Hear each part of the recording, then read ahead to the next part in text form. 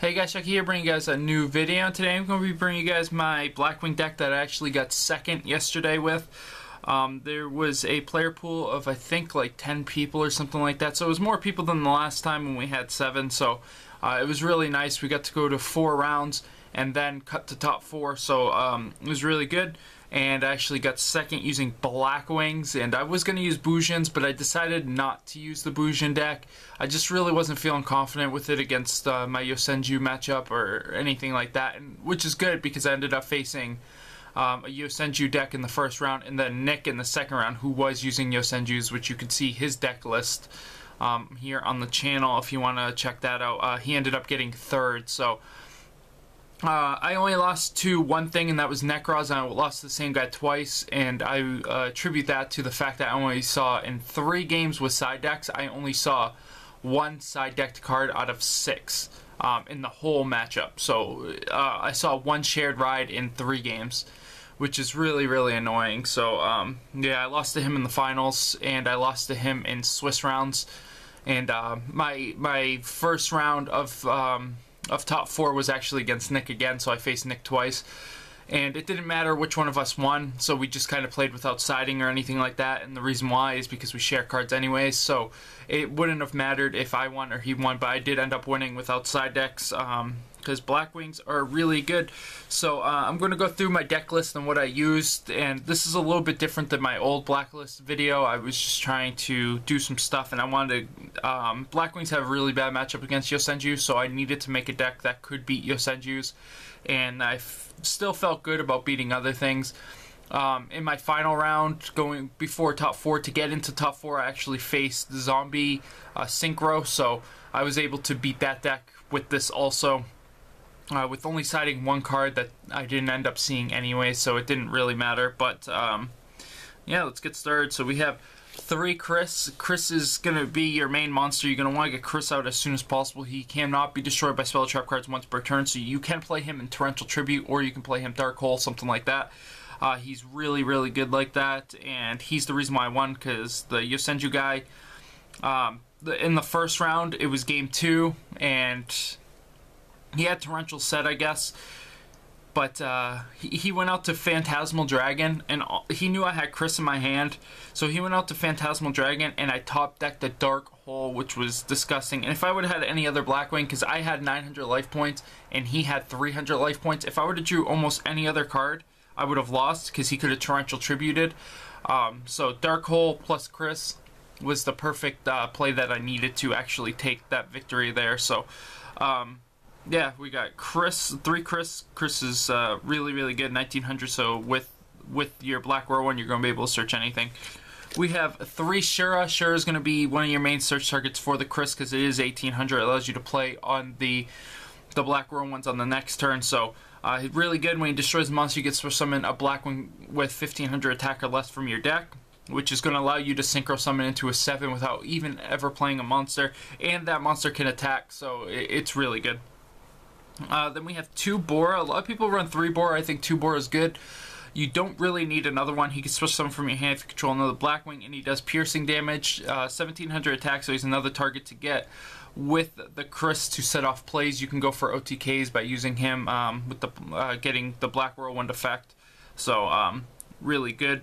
And then we have 1 Zephyros. Zephyros is going to allow himself to return from the graveyard. If you return a Blackwing, Gale's usually going to be the target, because you can normal summon Gale, use this effect, and special summon a Gale again. Using Gale's effect twice, even on a monster that they have, so, you know, Zephyros can attack over, Gale can attack over, whatever you need. So Zephyros really good. You can only use this once per duel, that's why you only run 1. Then we have 2 Kalutes instead of the usual 3. I think 3 Kalutes is kind of cloggy, and you only really need 2. You're going to only ever ditch this in dire situations, or you're going to summon it just to get the effect of Black Whirlwind to get Gale, so you can go out to 6s. But often he is just going to sit in your hand, so you're going to not want too many of these anyway. Then we have 3 Gales. Gale is probably the best card in the deck. Gale just halves the attack of a monster. He gets you out of Jin locks by himself, so he's really good. This deck has a lot of outs to Jin locks, though I did not face a standard Necros deck, so I was not able to get out of Jin locks because there was no Jin locks. I just kind of lost because I didn't draw the cards I needed.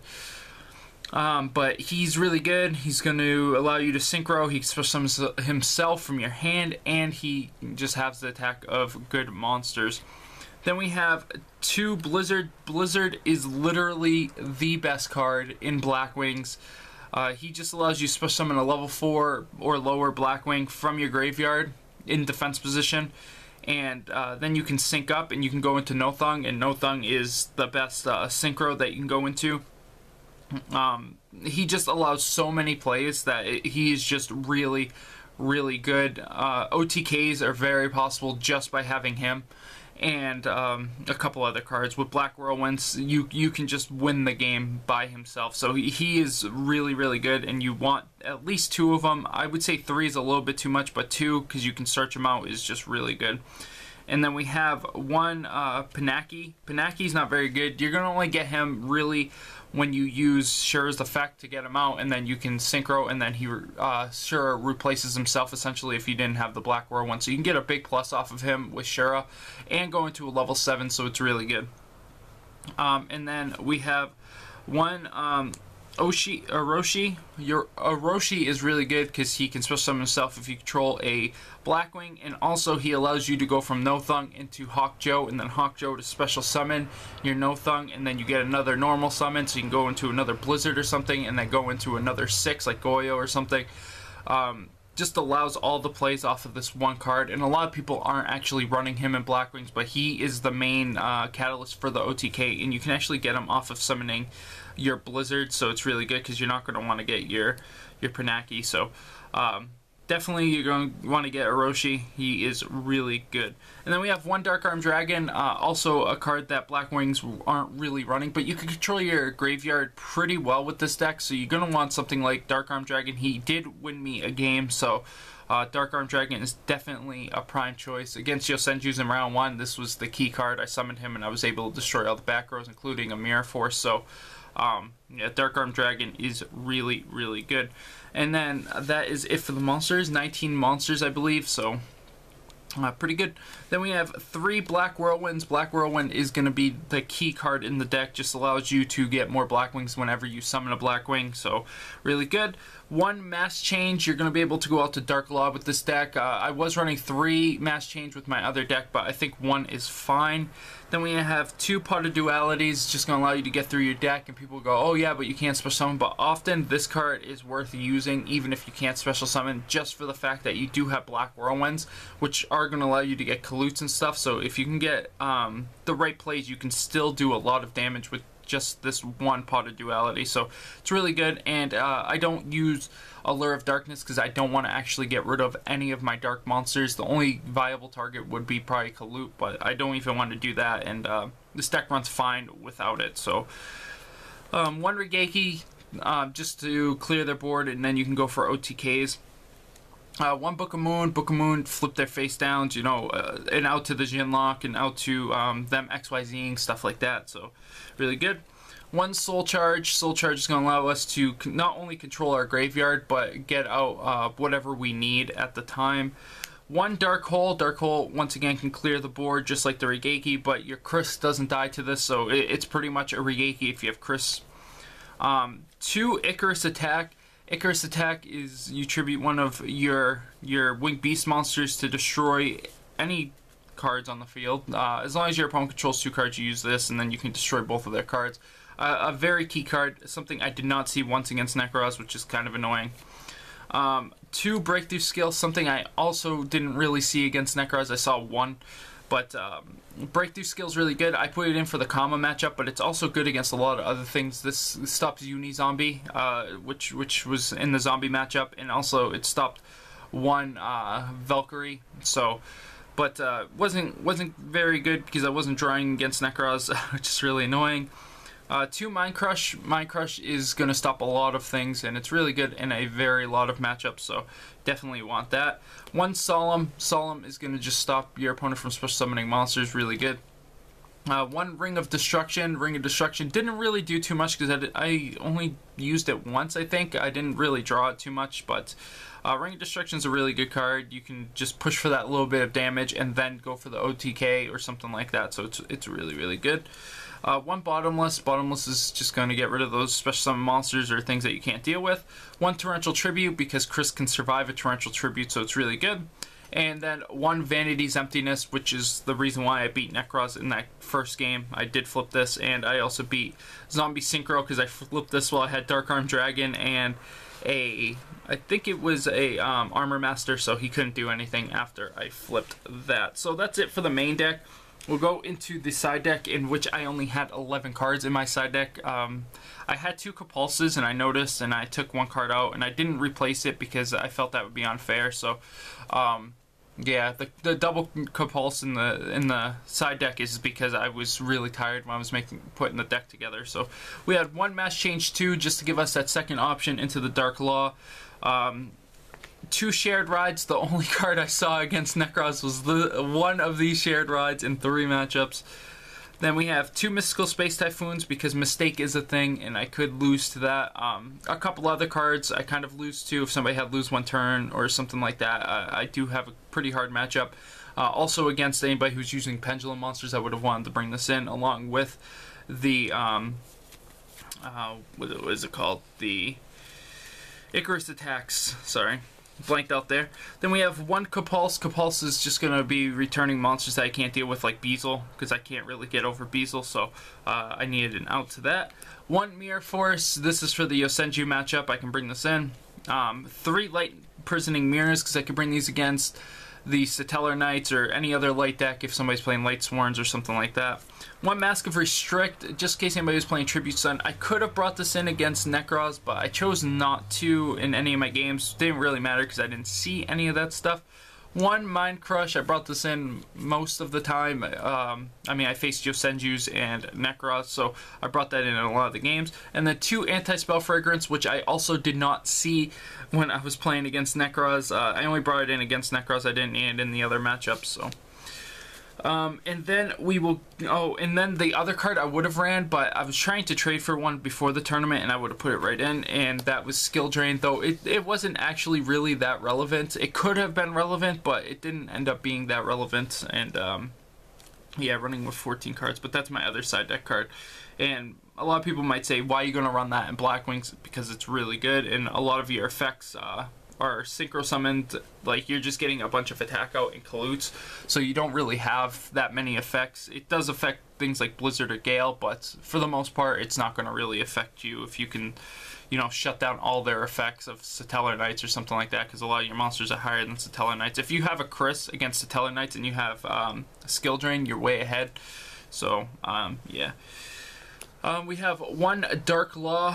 Dark Law is really good, and when you get him out, you're usually going to win. So, yeah, and he just allows you to push for that little bit more damage and get over bigger monsters.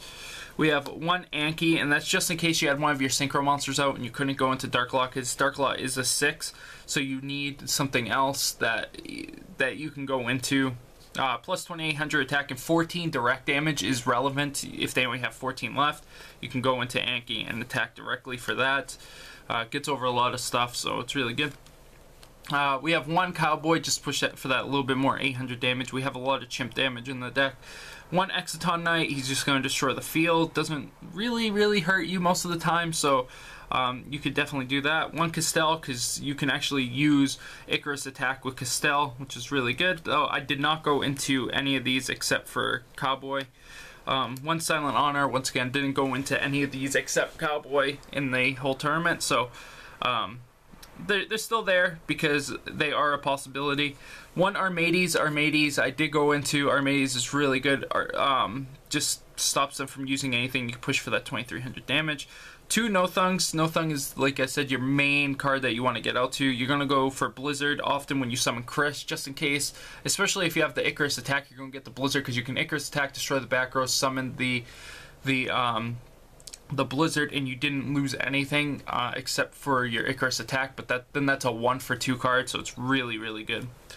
One Goyo Guardian, he's really good. You can take their cards and stuff like that, so you want that. One Black Rose Dragon, I'd probably change this to Moonlight Dragon, but Black Rose was there, and I didn't go into him once. We have one Armor Master. You're going to go into him quite a lot just because of the fact that he can't be destroyed by battle, and it puts pressure on them. So he's really good. One Clearwing Synchro Dragon. I did synchro this twice against Necros. I won the first game when I did synchro into him, but I lost the other game when I did when I got him out too because of the fact that they have Regekis in their deck. So yeah, he did all right. Oh no, he didn't even use Regeki. That was the second time that he used Regeki on the second turn that it was out. But he attacked over with Valkyrie, so then he used effects. So it was kind of annoying. Then we have Hawkjoe. Hawkjoe is just gonna be your special summon, and then the key card of the tournament, which I used a few times, was my Beazle that I traded for right before the tournament. So I was really happy I did get this. I was able to go out to this quite easily. When you have, you know, targets like Dark Arm Dragon and you have Dark Law out, this was a play that happened. Was I had Dark Law against the zombie synchro guy. I had Dark Law out and I went for Blizzard, and he breakthrough skilled Blizzard, and I was able to go out to Beazle with these two after attacking. And then I just played him in defense mode, and I knew he wouldn't be able to do anything. I knew he was zombie synchro, but I knew he wouldn't be able to go out and get his Beazle, and even if he did, he wouldn't be able to destroy my Beazle. So it was a really good situation for me just to have that out, but I was able to stop him on his next turn anyway, so it wouldn't have mattered. And also against Nick, he had Mirror Force. I knew he had Mirror Force because I had Mind Crushed him on his draw, and I could attack freely with this, and he couldn't do anything. So really good. I really enjoyed the deck, and I'm really glad I didn't play Bujins, and instead I chose to play Blackwings. If I was to go again next week, I would probably bring Blackwings again. I'd probably play UAs actually, but Blackwings definitely a good choice if you are going to your locals. I think they're still good, and you have to use them in an anti-meta sense that can OTK, because that's where it's going to shine the most, is the fact that it can just do all these plays and get out all these really strong monsters for really cheap. So yeah, play Blackwings. They're still good. But anyways, guys, I hope you guys enjoyed this video. If you guys did, make sure you guys rate, subscribe, and comment, and I will see you guys later.